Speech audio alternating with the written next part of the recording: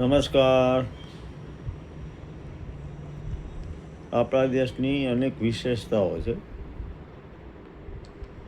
એ વિશેષતાઓની સાથે જે કંઈ સગવડો હવે વધી છે આપણા દેશમાં, એ સંદર્ભમાં આપણા સૌને, આપણને બધાને ગૌરવ થાય એવા સમાચાર છે કે વિશ્વના 78 વિશ્વના 78 દેશમાંથી દર્દીઓ સારવાર માટે ભારત આવે છે.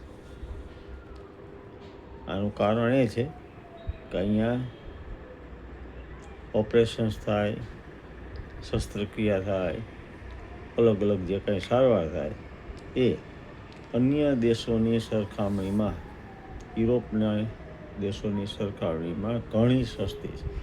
સસ્તી છે એટલા માટે નહીં, અસરકારક પણ છે. બહુ સારી રીતે થાય છે. આપને ખ્યાલ હશે કે યુરોપમાં દેશોમાં મેડિકલ મોટા ભાગે ફ્રી છે, પણ એનું વેઇટિંગ ઘણું હોય છે. તમારે દાંત દુખતો હોય અને એની એપોઇન્ટમેન્ટ લેવી હોય તો 2 મહિના પછી કે 3 મહિના પછી. દાંત દુખતો હોય તો તરત જ એનો નિકાલ કરવો પડે, દવા લેવી પડે, પણ ત્યાં સિસ્ટમ જરા જુદી જાતની. તો આ એક નવી માળખાકીય સુવિધા વધી રહી છે અને એનો લાભ લેવા માટે અગાઉ કહ્યું તેમ 78 દેશના લોકો અહીંયા આવે છે. હૃદયરોગ, આંખની સર્જરી, સાંધાના રિપ્લેસમેન્ટ, બોન મેરો ટ્રાન્સપ્લાન્ટ એવી વગેરે વગેરે, દાંતની સારવાર વગેરે વગેરે, દાંત, કાન વગેરેની સારવાર માટે ભારતમાં આવે છે. 839 હોસ્પિટલ આના માટે નોંધાયેલી છે અલગ અલગ શહેરોમાં, કે જે વિદેશથી આવતા લોકોની સારવાર કરે. એના માટે એક બોર્ડ બનાવેલું છે, national accreditation board for hospitals and health care privates. Medical ટુરિઝમની અંદર ચેન્નઈ મોખરાનું સ્થાન ધરાવે છે. બીજો નંબરમાં છે આપણું અમદાવાદ, મુંબઈ, દિલ્હી અને NCR જેવી મહાનગરની હોસ્પિટલો ટોચના ગણાય છે. ચેન્નઈ ભારતનું હેલ્થ કેપિટલ ગણાય છે. વધારે વધારે લોકો ત્યાં આવે છે. 45% દર્દીઓ જે આવે છે કુલ, એમાંથી 45% દર્દીઓ ચેન્નઈમાં આવે છે. 12,500થી વધારે બેડની સુવિધા ચેન્નઈની અંદર છે. ઓછો ખર્ચ અને ઝડપી સારવાર.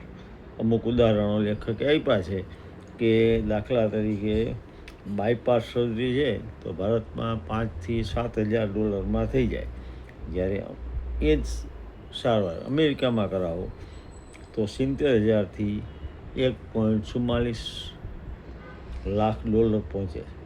ઘૂંટણની વાત કરીએ તો ભારતમાં $4,000 થી $7,000 વચ્ચે ઘૂંટણની રિપ્લેસમેન્ટની સારવાર થાય છે, જ્યારે વિદેશમાં $45,000 થી $60,000 બિલ થાય.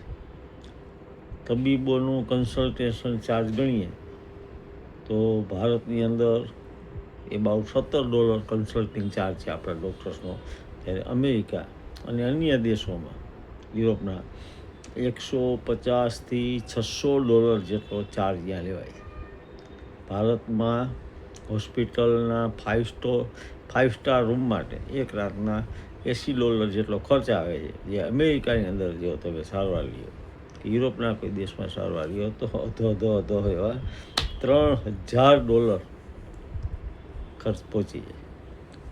ખર્ચના બોજાની સાથોસાથ વિશ્વના મોટા ભાગના દેશોમાં તબીબી સારવારમાં અગાઉ જણાવ્યું તેમ વિલંબ થાય છે.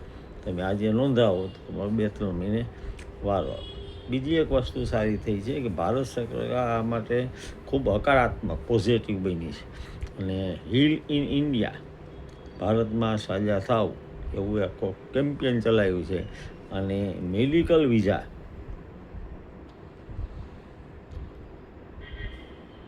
સાવ સરળ બનાવ્યા છે.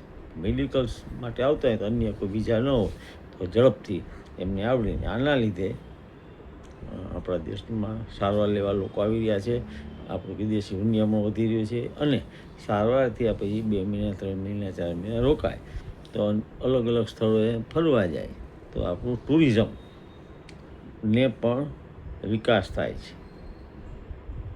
તો આ સરસ સમાચાર આપણા માટે. કચ્છી મિત્રની અંદર એક સારા જહાં નામની કોલમ લખે છે શ્રી નિખિલ પંડ્યા. એમણે 26/7/2026 આ સુંદર લેખ લખ્યો છે. એનો ટૂંક સાર મેં આપણે જણાવ્યો છે. ખરેખર ભારતની સિદ્ધિ માટે આપણને માન થાય. મળીશું ફરી કોઈ બીજા વિષય સાથે. ચેનલને લાઈક કરો, સબસ્ક્રાઈબ કરો, ફોરવર્ડ કરો. પ્રણામ. જય અરુણાચલ.